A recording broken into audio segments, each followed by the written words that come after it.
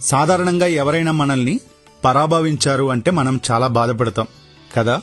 కానీ 2026 ఉగాది మనందరికీ ఒక పరాభవాన్ని ప్రసాదించబోతుంది. ఏంటి, ఉగాది పండుగ గురించి ఇలా మాట్లాడుతున్నాను అని ఆశ్చర్యపోతున్నారా? 2026 మార్చి 19న మన జీవితాల్లోకి అడుగు పెట్టబోతున్న శ్రీ పరాభవ నవ సంవత్సరం వెనుకున్న అసలు రహస్యం తెలిస్తే మీరు కూడా ఈ పరాభవం కోసమే ఎదురుచూస్తారు. చాలా మంది పరాభవం అంటే కేవలం అవమానం అనుకుంటారు.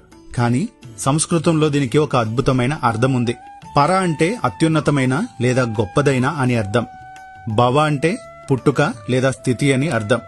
అంటే మనలోని అపజయాలను, అహంకారాన్ని, అజ్ఞానాన్ని ఓడించి, అంటే పరాభవం చేసి ఒక ఉన్నతమైన స్థితిలో కొత్తగా జన్మించడమే ఈ సంవత్సర సందేశం. మనం పాత పద్ధతులను వదిలేసి కొత్త ఆలోచనలతో ముందుకు వెళ్లడానికి ఇది ఒక గొప్ప సంకేతం.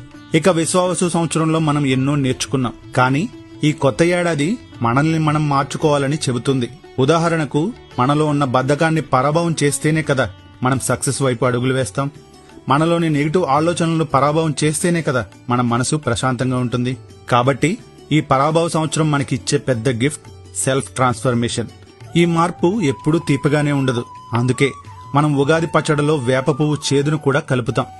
కష్టాలను ఓడిస్తేనే సుఖం విలువ తెలుస్తుంది.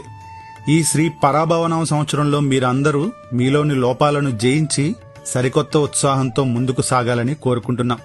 మరి ఈ ఉగాది నుంచి మీలో ఉన్న ఏ అలవాటుని మీరు పరాభవం చేయాలనుకుంటున్నారు? అంటే ఏ నెగిటివ్ క్వాలిటీని వదిలేయాలనుకుంటున్నారో కింద కామెంట్స్ లో షేర్ చేసుకోండి. ఈ వీడియో కనుక మీకు నచ్చితే లైక్ చేయండి. జై శ్రీరామ్.